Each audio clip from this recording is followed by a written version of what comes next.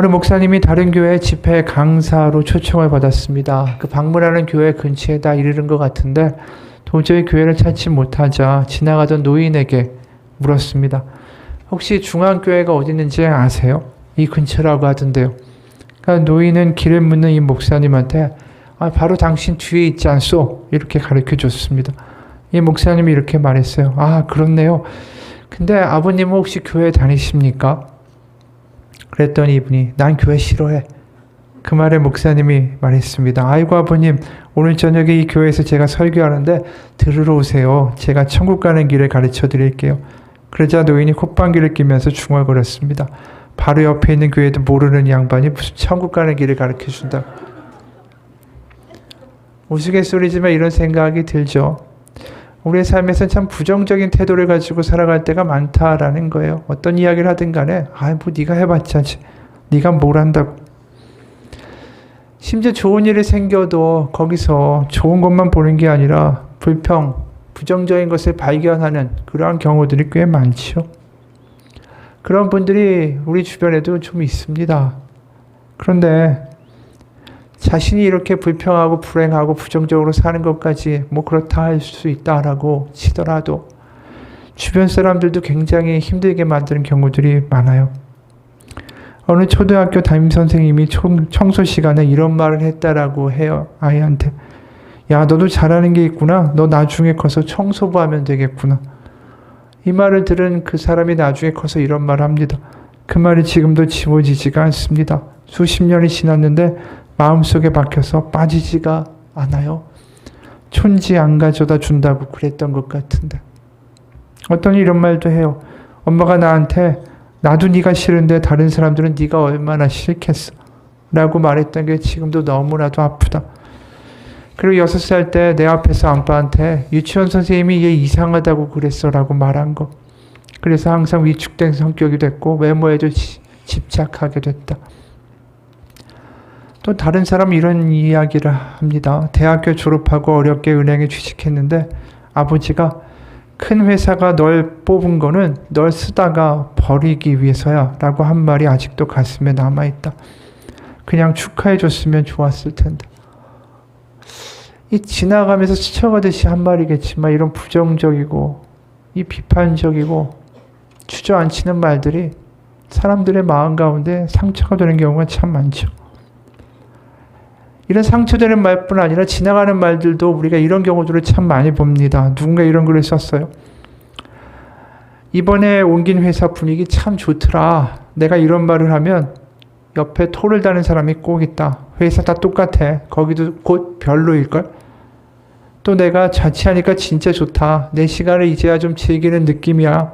그렇게 말하면 또 토를 다는 사람이 있다. 아니야, 좀 지나면 집에서 사는 게 편했다고 할걸? 대화를 하자는 건지 저주를 퍼붓자고 하는 건지. 우리의 삶에서 이런 경험들이 다 있습니다. 나도 모르게 내가 이런 말을 할 때도 있고요. 아니면 주변에서 이런 말들을 나한테 할 때도 있습니다. 왜 우리는 삐딱하게 말을 하는 습관이 들었을까요? 왜 좋은 말을 하지 못할까요? 격려하고 축복하는 좋은 말, 잘 될 거야. 그래. 이런 말들은 왜 하지 못하죠? 가만히 생각해 보면 우리가 어려서부터 이런 축복과 격려와 기대와 위로의 말들을 들은 적이 우리 자체가 별로 없이 컸기 때문인 것 같아요. 어려서부터 세상 살기 힘들다. 너 커서 그렇게 하면 뭐가 될래? 이런 지적 당하고 더 잘해야지 비교당할 때도 있고 부족하다라는 말을 너무 많이 듣고 살고 그러다 보니까 내 마음이 공허한 거죠. 그러다 보니까 나도 이러니까 남도 안 됐으면 좋겠는 거예요. 그러니까 상대방의 안 좋은 점, 약점을 먼저 찾고 그걸 어떻게든 지적하고 싶고 그래서 입이 근질근질한 경우들이 참 많다라는 거죠. 이 여자분들 중에 그런 경우들이 많죠. 오랜만에 만난 사람이 참 이뻐졌어요. 그럼 그 사람을 처음 보는 사람들은 다 참 예뻐요 이런 말 하죠. 그럼 오랫동안 알아온 사람은 뒤에 가서 꼭 이런 말 합니다. 쟤 원래 하나도 안 예뻤는데 고친 거야. 이런 말 꼭 해야지 직성이 풀리는 거죠. 누가 이런 말 하더라고요. 낚시를 할 때 가장 기쁠 때가 월척을 낚을 때가 아니던가 그런데 본인이 월척을 낚을 때보다 훨씬 더 기쁘고 즐거운 순간이 있는데 그건 옆 사람이 월척을 낚다가 놓쳐버렸을 때다. 이 웃는 이야기 같지만 우리의 마음이 그렇다라는 거예요. 내가 안 되면 남도 차라리 망했으면 좋겠는 거예요. 그런 사회에서 무슨 격려가 있고 무슨 진정한 축하가 있겠어요? 입으로만 하는 거지. 남의 실수와 남의 불행을 즐기는 사회, 마음이 고장난 사회가 되고 있는 거예요. 점점. 누가 뭐 투자하고 아파트 사서 어떻게 됐다? 배 아픈 거 아니에요. 점점 남이 안 되는 불행을 좋아하는 사회가 되다 보니까 그런 사회에서 어떻게 이 건강하고 뭔가 마음 가운데 격려와 축복과 자신을 가지고 살아가는 삶이 이루어지겠습니까? 사람들이 다 나 못난 것만 보니까 못난 거 나도 아는데 자꾸만 그거 지적질하니까 나도 자꾸만 그거 신경 쓰이고 그러니까 위축되고 그러니까 스스로 더 열등감으로 빠져들어가는 거 아닙니까? 근데 요새 보다 보면 먹고 살기가 힘들어지니까 사람들의 마음이 점점 더 각박해지는 것 같아요. 그러니까 자꾸만 주저앉히는 말만 너무 많이 해요. 그렇게 해서 되겠냐고. 자꾸만 그런 말만 우리 주변에서 너무 많이 듣고 들리는 거죠. 우리가 사는 세상이 이렇다라고 묘사한 글 하나를 소개합니다. 한 분의 정치인이 바닷가를 거닐고 있었대요. 이들이 뭔가 심각한 이야기를 하고 있었습니다. 정적을 어떻게 하면 제거할까? 그 계략을 이제 짜고 있었던 거예요. 그러다가 이들이 이제 개를 잡고 있는 어부를 만났습니다. 어부가 이 개를 잡아가지고 바구니에 넣는 거예요. 근데 바구니를 가만히 보니까 개가 도망갈 수 있잖아요. 뚜껑이 있어야 되는데 뚜껑이 없습니다. 그러니까 그 물이 중요한 사람이 이 어부에게 물었습니다. 바구니에 뚜껑이 없네요. 그럼 개들이 다 도망갈 텐데요. 그러자 어부가 태연하게 말했습니다. 아무 염려 없습니다. 이 개들은 정치인들과 비슷한 놈들이라서 한 마리가 기어오르면 다른 놈들이 곧 잡아 끌어내립니다. 다른 놈들이 올라가는 꼴을 보지를 못하거든요. 이게 세상의 모습 같다라는 거예요. 기독교가 말씀하는 하나님의 나라라는 거는 이거하고 좀 대조되는 것 아닐까요? 남의 어떤 잘됨에 진심으로 기뻐해주고 축복해주고 위로해주고 격려해주고 참아주고 그렇게 뭔가 이 메마른 세상 가운데 오아시스와 같은 모습들을 보여주도록 우리는 부름받은 것 아닙니까? 그런데 잘 보면 사실 믿는다고 하는 사람들도 믿지 않는 사람들하고 거의 말하는 거 보면 차이가 안 나는 것 같아요.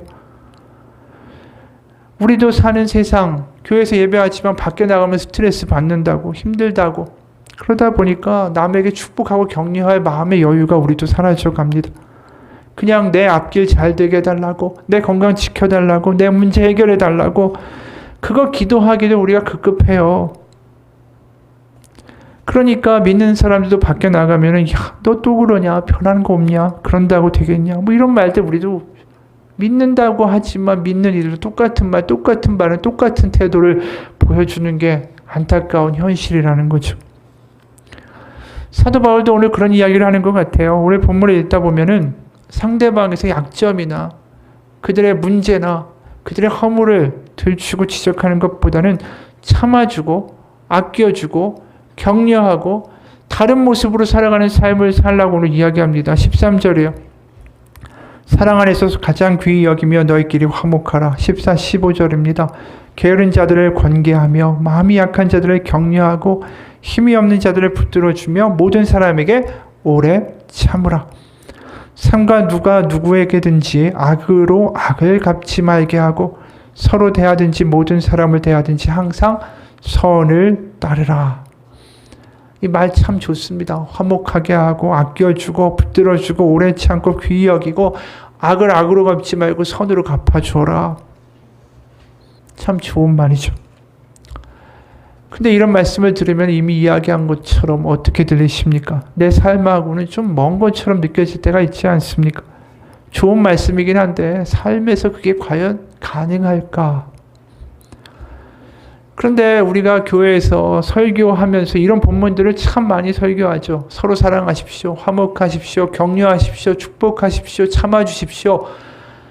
악을 선으로 이기십시오. 얼마나 많은 설교가 이 대한민국에서 예배 가운데 선포가 되는지 모릅니다.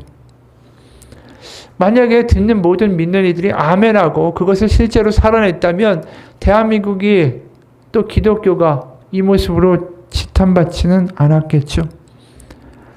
그러니까 모든 문제는 보면 이렇게 어떤 훈계와 명령과 이렇게 살라라는 삶의 어떤 설교와 훈계에 대하여 우리가 살아낼 만한 능력이 항상 없다라는 걸 우리는 마주하게 된다라는 것입니다. 교회에서는 아멘 하지만 예배당을 벗어나는 순간에 삶은 그것과는 전혀 괴리되게 살아가는 모습들이 우리의 현실이라는 것이죠.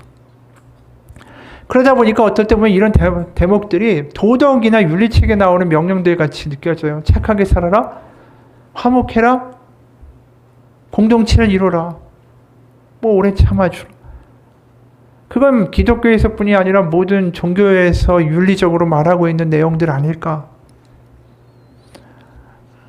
그러다 보니까 이게 자꾸만 피상적으로밖에 안 들리는 거예요. 그러다 보니까 믿는 사람들 여전히 악한 일을 당하면 분이 나고요. 본때 보여주고 싶고요. 하나님이 복 줘가지고 정말 건강해지고 집 사고 일 잘 됐다고 그러면은 왜 하나님 나는 그렇게 안 해주냐고 마음에 불평불만 생기게 되고요. 상대방도 참아주는 것도 한두 번까지지 어느 순간 한심하고 답답한 마음이 드는 것도 사실이죠. 그러다 보니까 이런 권고의 말씀들이 과연 뭘 의미하는가에 대해서 우리가 깊이 생각해 보기보다는 너무나도 피상적으로 지나갈 때가 너무 많습니다. 근데 한번 오늘 그걸 생각해 보기 원합니다. 과연 그냥 이렇게 도덕적이고 윤리적인 명령이기만 할 것인가? 다른 종교에서도 말하는 좋은 내용들을 성경도 이야기하고 있구나. 그런 차원으로 우리가 그냥 받아들이고 넘어갈 것인가? 아니라는 거죠. 먼저 이 편지를 받는 데살로니가 교인들도 완벽한 사람들일까요? 아닙니다. 그들도 모자르죠. 그들도 부족한 사람들이에요. 그러니까 오늘 이야기하는 거 아니겠어요? 격려해 주라고, 위로해 주라고, 품어 주라고, 참으라고, 악을 선으로 이기라고 이렇게 당부하고 있는 거 아니겠어요? 그런데 여기에는 또 숨겨진 우리가 발견해야만 하는 분명한 근거들이 있습니다. 이렇게 할 수 있게 해주신다라는 그 깊은 뜻이 그 뒤에는 담겨 있어요. 뭐냐면 우리가 어떤 명령이나 교훈이나 권면 등을 이 성경에서 이렇게 발췌해서 보면 순간 오해합니다. 하나님이 이렇게 살라고 하셨다. 근데 성경은 이렇게 살라고 살아야만 한다라고 명령하는 데서 끝나지 않습니다. 그러니까 이렇게 살아야 돼. 이렇게 하지 않으면 벌이 있고 화가 있다. 이런 식으로 접근하지 않아요. 그건 율법적인 이야기죠.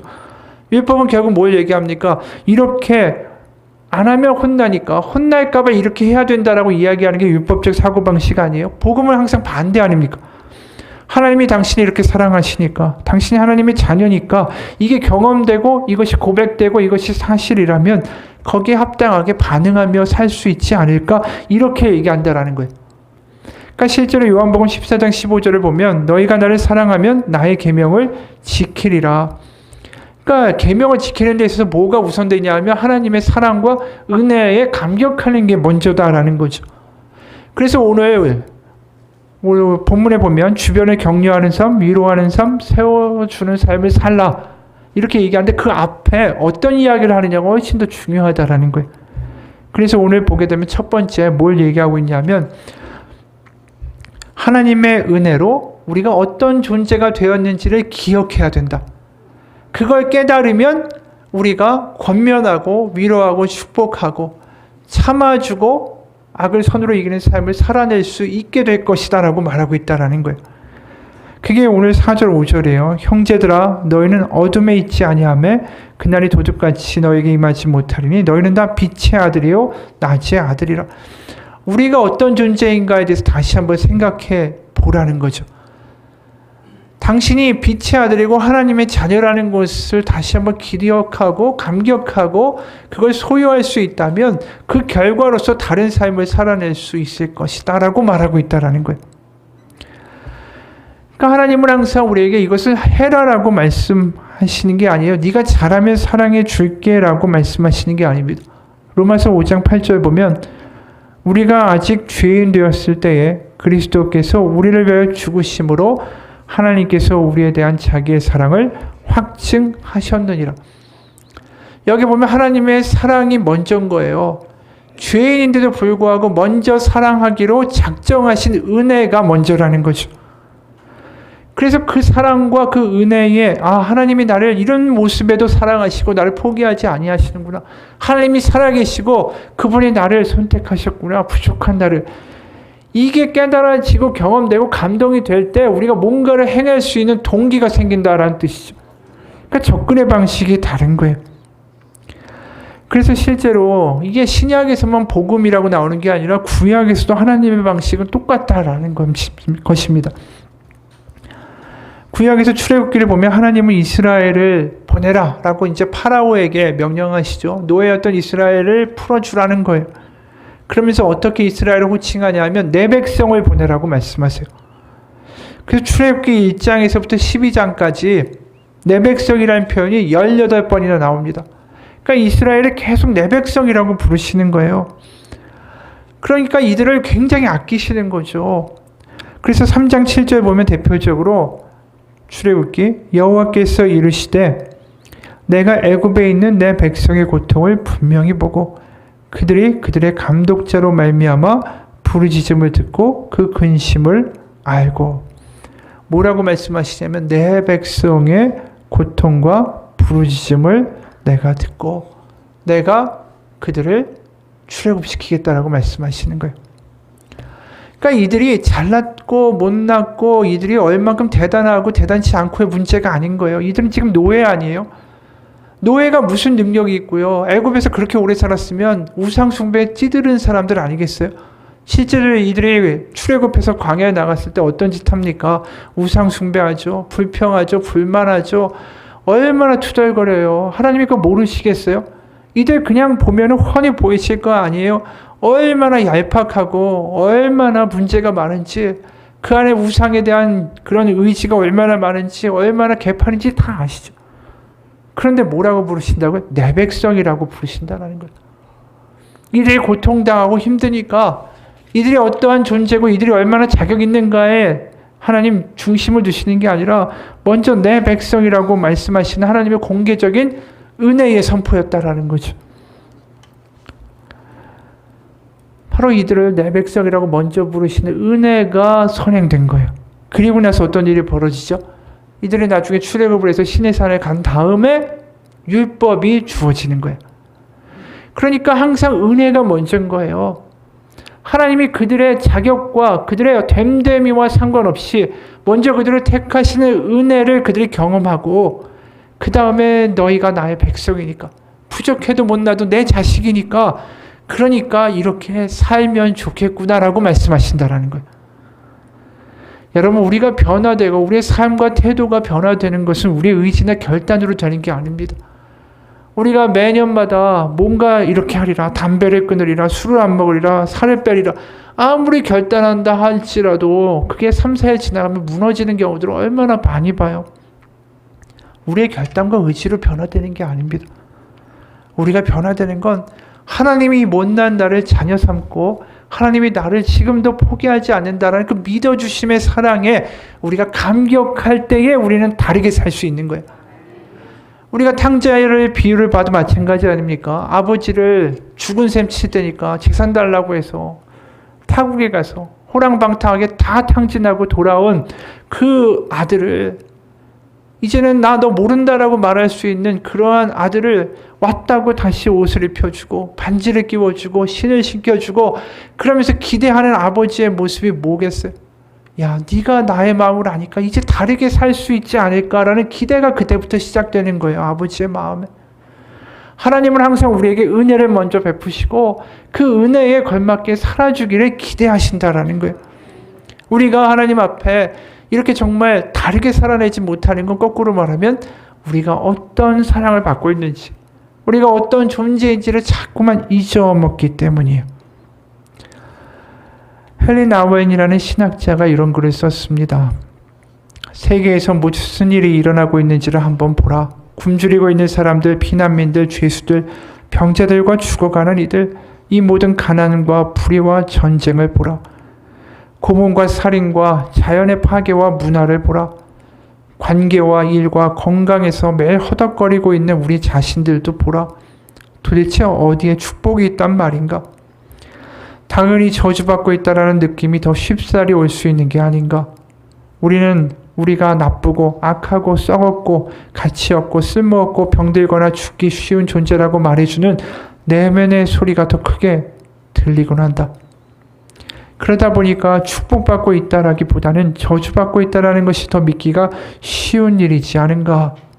그렇지만 나는 당신에게 말한다. 하나님의 사랑받는 자녀로서 당신은 축복받고 있다고. 이러한 진리를 말해주는 기쁜 말씀이 당신에게 또한 당신에 대하여 말해지고 있는 것이다. 시끄럽고 난폭하고 그것이 큰 소리인지는 몰라도 그런 저주들은 진리를 말하고 있는 게 아니다. 그것이 거짓말이다. 거짓말이 오히려 쉽사리 믿어지지만 그럼에도 불구하고 거짓말은 거짓말이다. 그러나 매일 30분씩 하나님의 사랑의 소리, 하나님의 말씀에 귀 기울여 보는 습관을 들인다면 당신은 전혀 의식하지 못했던 어떤 것이 일어나고 있음을 점점 깨닫게 될 것이다. 시편이나 기도도 좋다. 축복들은 그저 우리를 온통 애워싸면서 그 자리에 있을 뿐이다. 축복은 우리에게 강요하지 않는다. 우리의 이름을 부르고 우리에 대해 말씀하시는 하나님의 아름답고도 강력하고 그 숨겨진 소리를 부드럽게 상기시켜 줄 뿐이다.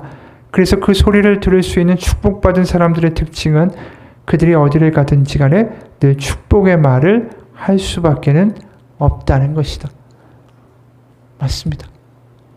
우리의 삶의 태도와 우리의 말이 변하기 위해서는 우리가 매일마다 그 아침이면 아침, 저녁이면 저녁 하나님의 말씀과 음성을 들어야 된다는 거예요. 세상의 이야기가 더 큰 게 아니라 하나님이 나를 어떻게 생각하시는지, 나는 어떤 존재인지를 다시 한번 기억하며 살아가는 게 우리의 삶에서의 변화의 시작이다라는 것이죠. 맞습니다. 우리의 존재가 어떤 존재인지를 알 때 우리의 입술에서 비난과 불평과 부정적인 말들이 자동으로 떠나갈 수 있다라는 것입니다. 십자가의 은혜가 어떤 것인지를 알게 될 때 내가 어떠한 허물이 있다 하더라도 탕자와 같은 모습이다 할지라도 두 팔 벌려서 나를 맞이해 주신 하나님의 사랑이 어떠한 것인지 나를 알 때에 내가 하나님의 집으로 다시 돌아갈 수 있는 자녀라는 것을 내가 다시 알 때에 그때 우리는 남을 위로하고 축복할 수 있는 마음이 생기는 거예요. 크게 거듭난다라는 거 아니겠습니까? 시카고의 부흥사였던 멜 트라도 목사님이라는 분이 있어요. 이분이 항상 자신의 이야기를 이렇게 간증하고 다녔습니다. 3살짜리 아들 장례식에 허름한 옷을 입고 술에 잔뜩 취한 알코올 중독자 아버지가 갑니다. 그리고 그 작자가 무슨 짓을 했는지 아십니까? 그 작자는 장례식에서 죽은 아들의 신발을 벗겨 팔아서 그 돈으로 술을 퍼마십니다. 그 알코올 중독자가 누군지 아십니까? 그 3살짜리 아이 아버지가 누군지 아십니까? 바로 그게 저였습니다. 그리고 가는 곳마다 이렇게 외쳤어요. 그런 만물의 찌꺼기 같은 나를 다시 살려주시고 하나님의 일꾼으로 삼아주신 분은 바로 위대하신 하나님이십니다. 이런 거듭남의 이 고백이 있는 사람들은 다르게 살 수밖에 없지 않을까요? 이게 거듭난다라는 개념이에요. 이게 복이에요. 나같이 엉망인 사람도 하나님 받아주시는데 나 같은 사람도 하나님이 자녀라고 말해주시는데 내가 누굴 보면서 너는 꽝이고 너는 안 되고 너는 엉망이고 비난하겠어요. 나 같은 사람도 받아주시는데 여러분 우리가 은혜 없으면 달라질 수 있는 사람들이 아니에요. 나를 받아주신 하나님을 경험하고 그것이 얼마나 큰 은혜인지를 경험하며 살아갈 때에 우리는 달라질 수 있다는 거죠. 어떤 분의 고백에 6.25 전쟁 직후에 전남 어느 섬마을에 선생님이 한 분 부임하셨는데 너무나도 진실한 분이었습니다. 마을 아이들의 욕하는 버릇을 고쳐주려고 어느 날 종이 10장씩 나누어주고 욕할 때마다 한 장씩 빼앗도록 하고는 일주일 뒤에 가장 종이를 많이 가진 아이에게는 상을 주고 가장 종이를 뺏겨서 적게 가진 아이에게는 벌을 주겠다 약속을 했습니다. 아이들은 욕을 안 하려고 했지만 그게 안 되죠. 안 할 도리가 없는 겁니다. 서로 뺏고 뺏기면서 일주일이 지난 다음에 아이들이 이 욕종이를 점검해 보이니까 어떤 아이는 40장을 가진 아이가 있었지만 한 장도 없는 아이도 하나 있었어요. 이 아이는 자기도 모르게 습관적으로 욕을 하다가 종이가 다 뺏겨진 거예요. 친구의 욕을 듣고 종이를 또 뺏어야 되는데 그럴 재주가 없었던 거죠. 점검하던 날에 선생님께서 이 아이를 교무실로 오라고 하셨어요. 매를 10대 때리시는데 돌아서서 세라고 하셨습니다. 얼마나 세게 때리시는지 3대까지 맞고 더 이상 맞으면 죽을 것 같아서 돌아섰어요. 근데 돌아서서 선생님을 보는 순간에 선생님께서 울고 계신데 얼굴이 눈물 범벅이 되어 있는 거예요. 그러면 선생님이 이렇게 말했습니다. 이놈아, 내가 너를 얼마나 믿었는데. 그 말씀을 듣는 순간에 이 아이는 자기도 모르게 다시 돌아섰습니다. 그리고 그 10대까지의 나무지매를 다 맞았는데 이상하게도 하나도 안 아프더라는 거예요. 그리고 교실로 돌아와서 책상에 엎드려서 엉엉 울었습니다. 그러면서 한없이 또 혼자서 수없이 되뇌었습니다. 나는 커서 저 선생님처럼 될 거야. 이 섬마을 아이가 신학대학의 교수가 된 거예요. 이 아이의 삶을 바꾼 건 뭡니까? 6장의 아이의 삶을 바꾼 건 그 선생님의 사랑이었어요. 은혜가 이 아이의 삶을 바꾼 거죠. 여러분, 우리가 하나님의 자녀가 됐다는 게 우리 마음 가운데 감격으로 받아들여지지 않으면, 그것이 은혜로 우리 가운데 느껴지지 않으면 우리는 다르게 살 수 있는 그런 사람들이 아닙니다.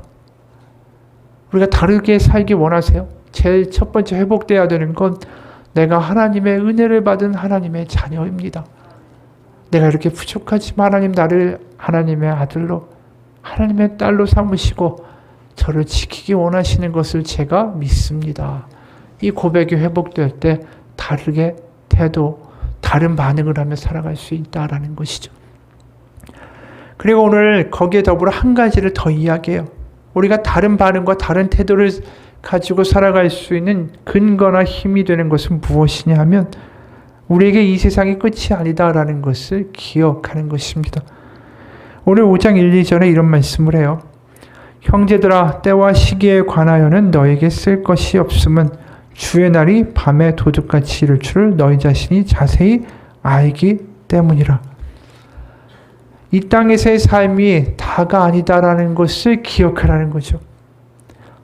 그러니까 무엇을 하라고 지금 사도 바울이 편지에 당부하기 전에 이 중요한 2가지가 있다라는 거예요. 아까 말한 대로 당신 은혜 받은 하나님의 자녀인 것을 기억하십시오. 2번째로 이 세상이 끝이 아니고 다가 아니다라는 걸 기억하십시오. 이게 되면 다르게 살게 된다는 거죠. 실제로 어느 목사님의 이야기입니다. 어느 목사님이 의사로부터 6개월밖에는 더 살 수 없다라는 시한부 선고를 받았어요. 눈앞이 깜깜해졌어요. 그래서 의사한테 2년만 더 살 수 없겠냐라고 물었습니다. 바로 내가 적어도 2년은 정신 차리고 똑바로 살고 제대로 목회한 다음에 내가 주님 앞에 가야지. 그런 생각이 들었기 때문이었어요. 그리고 놀랍게도 하나님이 은혜를 주셔서 목사님이 병의 고침을 받았고 정말 훌륭하게 목회하다가 건강하게 은퇴를 했습니다. 그리고 이 목사님이 나중에 이런 고백을 했어요. 6개월 시한부 판정이 자신의 잠든 영혼을 흔들어 깨웠다고. 자신이 무엇을 위해서 살아야 되고 목사가 돼서 무엇을 하며 어떻게 해야 되는지를 그때 정말로 깨달았다라고 이야기했습니다. 여러분, 우리는 다 이런 인생이에요. 시한부 인생입니다. 그게 언제 올지만 모를 뿐이죠. 그리고 시한부 인생이라는 걸 깨달은 사람이 있고 깨닫지 않고 망각하고 살아가는 사람들이 있을 뿐이에요. 남편을 사별한 어느 집사님이, 여집사님이 이런 글을 썼습니다. 유골함이 안치될 때까지 끝까지 함께 해주었던 수십 명의 지인들, 그분들의 위로와 응원 속에서 우리 남편의 발의는 꿋꿋하게 마쳤고 사무제도 눈물 없이 아픔 없이 잘 마쳤습니다. 그리고 저는 요즘 남편 없이 살아가기 훈련 중입니다. 남편 없이 살아간다는 게 너무나 힘들어서 저는 새벽마다 하나님을 찾습니다. 새벽을 하얗게 지새우다 동이 틀 무렵 교회로 달려가 하나님께 묻습니다. 하나님, 남편 거기 잘 있나요? 남편에게 신약, 구약 다 먹으면 암이 다 낫는다고 해서 머리털 나고 처음으로 성경 일독했는데 효과가 좀 있나요? 우리 남편 천국에서 그래도 낯설어 하진 않겠죠. 성경 읽고 아브라함, 이삭, 야곱, 모세 믿음의 선배를 보고 누가 누군지 몰라 당황하지는 않을 테니까요. 우리 신랑은 어딜 가나 사랑받겠죠, 하나님? 그렇죠. 그 누구와도 스스럼 없이 잘 어울리겠죠. 남편 덕분에 천국의 웃음소리가 더 커질 것 같아요. 그쵸, 하나님? 여보, 예전에 아이들만 데리고 한 달간 여행을 떠났을 때처럼 우리가 이 땅에서 여행을 하고 있는 거라고 생각해줘. 재미있는 여행 다 마치고 곧 우리도 하늘 집으로 돌아갈게요. 내 아버지 집으로 갈게. 그때 우리 다시 웃으면서 보자. 여행 잘 마치고 왔다고 예전처럼 나 안아주라. 자랑스러운 아내라고 이뻐해 주라. 매 순간 매 호흡마다 자기가 참 그립다. 하지만 나 울지 않을래. 자기가 나고 내가 자기니까. 그러니까 내가 없는 천국에서 기다리면서 행복해야 돼. 이 여집사님의 글이 천국과 영생이 없다면 쓸 수 있는 글이겠어요. 이 땅에서의 삶이 다가 아니다 라는 게 우리 가운데 확 다가올 때, 그게 믿어질 때에 현재를 바라보는 우리의 관점이 달라질 수 있습니다. 아니, 전과 같이 살 수가 없어요. 오래 참고 악을 선으로 갚고 넘어가주고 격려해주고 진심으로 축복해주고, 이거 이 세상이 전부가 아니다라는 것을 아는 사람들만이 할 수 있는 거예요. 이 세상이 다고 보이는 게 다면 어떻게든 내가 더 가져야죠. 내가 더 잘 돼야죠. 어떻게 양보하겠어요? 언젠가 홍수가 났을 때 물에 빠져 거의 죽을 뻔한 농부 박씨란 분이 이런 이야기를 했대요. 시내를 건너다가 넘어지면서 바위에 머리가 부딪혀서 기절했는데 의식을 차리고 보니까 몸을 움직일 수가 없었어요. 물은 불어나서 점점 가슴 위로 올라오고 있었습니다. 날은 어두워지고 머리에선 피가 철철 나고 정신은 아득하고, 야, 이게 죽는 거구나. 이 죽음의 공포를 실감했죠.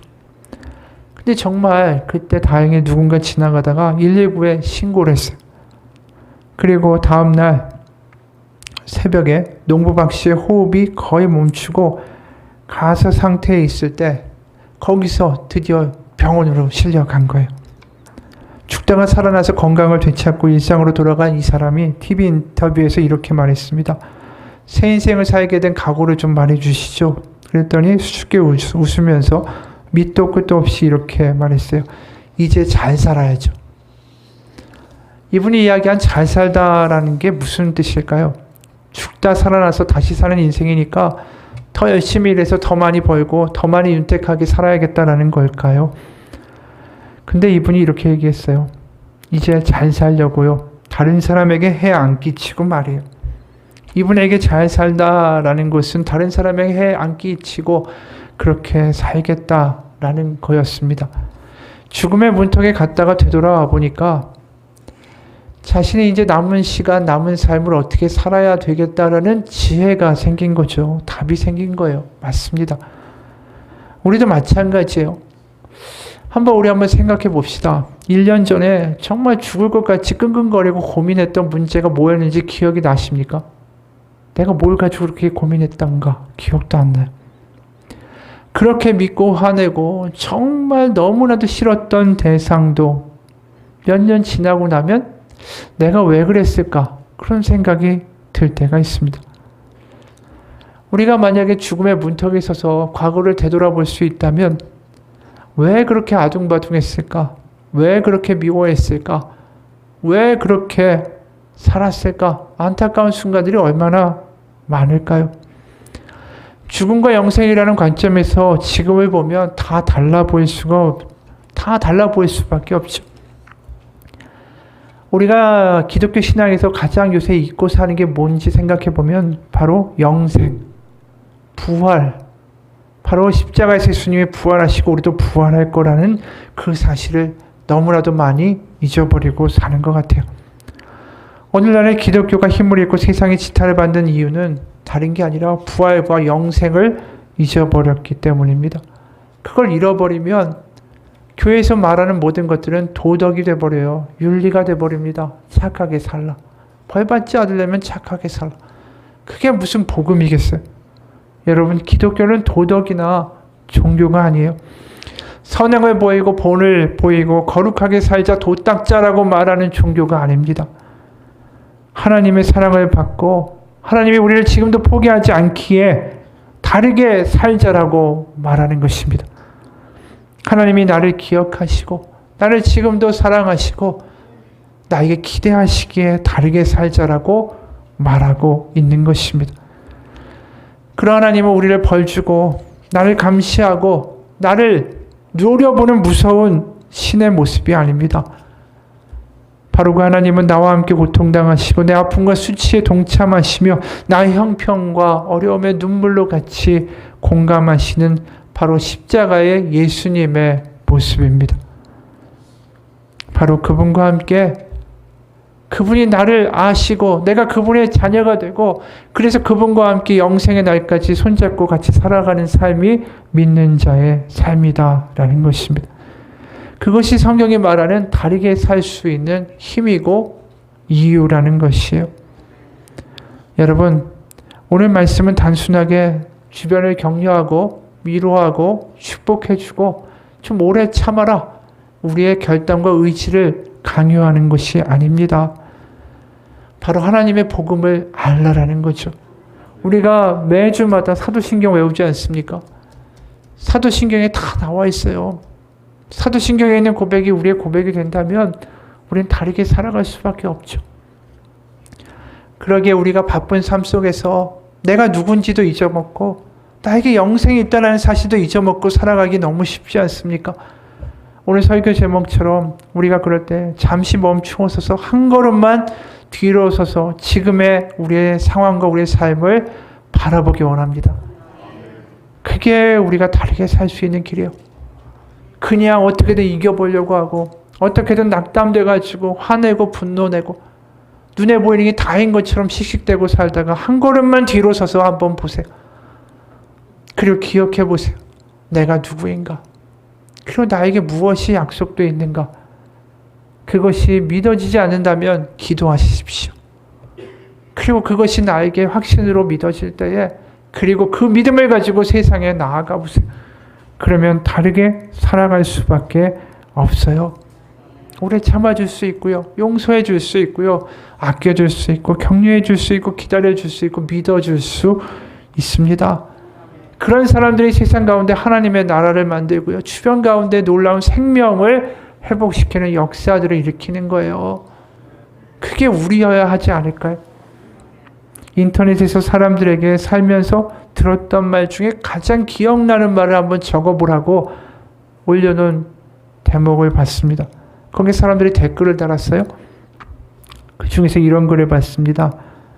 아빠가 둘째는 느려도 자기가 하려고 하는 거는 다 해낼 수 있는 아이야. 이렇게 엄마한테 말한 걸 아버지가 돌아가시고 들었는데 이 말이 지금도 내가 살아가는데 나한테 진짜 큰 힘이 된다.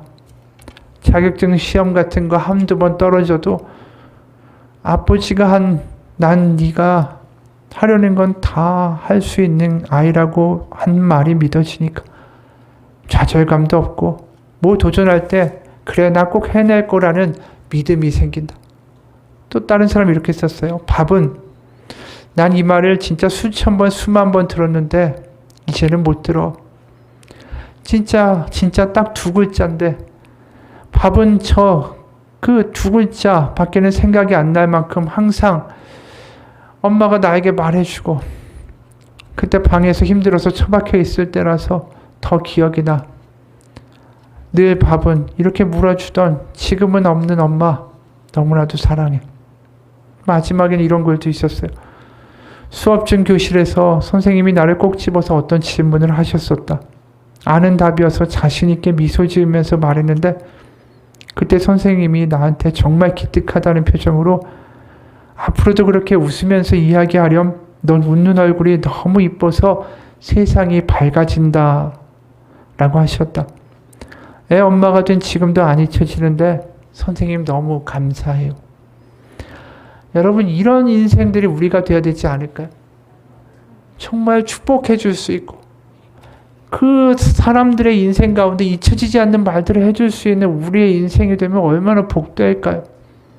우리가 가는 곳마다 낙담이 있고 열등감 느끼게 하고 좌절하게 하고 힘들게 하는 그런 존재가 아니라 우리가 한 말 때문에 힘나고 다시 한번 인생을 살겠다고 하고 감사하고 감격하는 인생들을 만들어낼 수 있는 우리의 삶이 되면 얼마나 좋을까요? 그게 하나님이 우리에게 바라시는 인생 아닌가요? 그래서 오늘 이야기하는 거예요. 여러분, 세상에 나가서 힘든 사람들 격려해 주고요. 위로해 주시고 축복해 주고 악을 선으로 갚아주고 참아주십시오. 사람들 다 결국 알게 될 겁니다. 이 이야기 지금 사도 바울이 이야기하는 거 아닙니까? 우리가 그런 하나님의 나라를 이 땅 가운데 보여주는 사람들이 되기 원합니다. 세상에서 바쁘다고 시달린다고 그냥 떠내려가는 인생이 아니라 그 인생 가운데 잠시 멈추어 서서 한 걸음만 뒤로 물러서서 기억하십시오. 내가 어떠한 존재인지, 그리고 나에게 어떠한 영생이 약속되어 있는지, 그것이 우리 가운데 믿어지면 설사 우리가 과거에 늘 지적받고 비판받고 그래서 위축되고 아팠고 열등감을 느꼈던 인생이었다 할지라도 우린 다시 이제 축복할 수 있는 사람이 될 것입니다. 우리의 인생 변화될 때에 우리의 가정과 우리의 일터와 우리의 교회도 놀랍게 변화될 거라고 믿습니다. 그런 축복자의 인생으로 사시기를 주님의 이름으로 축원합니다. 기도하겠습니다. 하나님 아버지, 하나님을 믿는다라는 이유가 나의 문제가 해결되고 나의 건강과 나의 어려움이 없어지기를 그저 그것만 기대하면서 믿는 것이라면 하나님이 말씀하시는 진정한 복이 무엇인지를 깨닫지 못한 불쌍한 사람일 것입니다.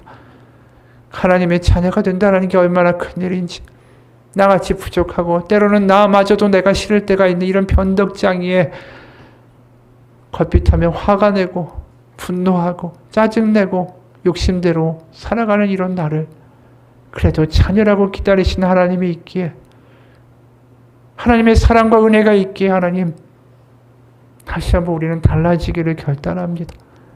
하나님의 자녀가 되었습니다. 그리고 우리에게 영생이 있습니다. 그것이 우리 가운데 믿어지고 소유되고, 그래서 오늘을 다르게 살아갈 수 있는 하나님의 자녀의 권세를 경험하며 살게 하여 주옵소서. 바쁜 삶 가운데 한 걸음 멈추어서서 뒤로 물러서서 우리 인생을 바라볼 때에 하나님 분명히 다시 한번 알게 하여 주옵소서. 너는 내 딸이고 내 아들이고 너에게 영생이 있다. 그 믿음이 우리 가운데 역사하실 수 있도록 하나님 성령을 우리 가운데 인쳐 주옵소서. 살아계신 우리 주 예수 그리스도의 이름 받들어 기도합니다. 아멘. 우리 같이